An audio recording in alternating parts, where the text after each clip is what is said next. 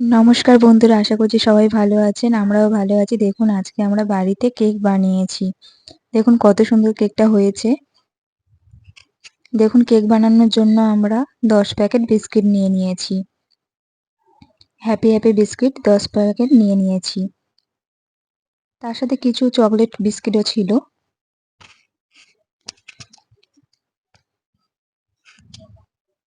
দেখুন আমরা বিস্কিটগুলোকে মিক্সিতে গুঁড়ো করে নিচ্ছি।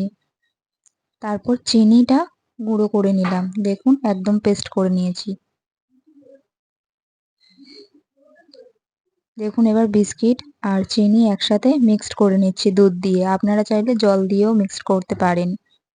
এরপর ইনো দিয়ে দিচ্ছি। খুবই কম উপকরণে আমরা কেকটা তৈরি করেছি দেখুন।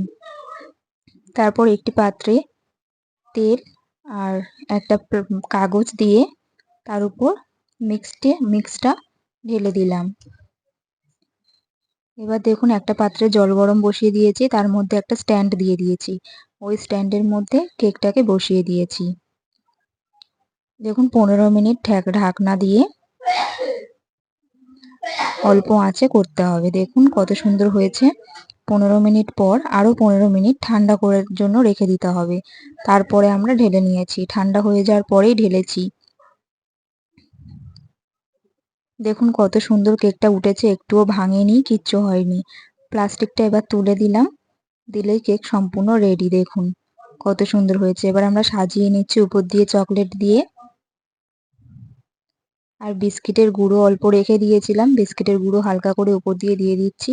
আপনারা জেমস বা এমনি চকলেট, অন্য কোনো চকলেট থাকলে দিয়ে সাজাবেন। দেখুন কত সুন্দর দেখতে হয়েছে।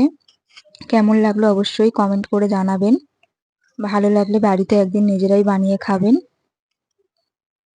দেখুন আমরা এবার কেকটা কেটে খাচ্ছি সবাই মিলে। আজকের ভিডিও এই পর্যন্ত। ভালো থাকবেন সবাই। নমস্কার।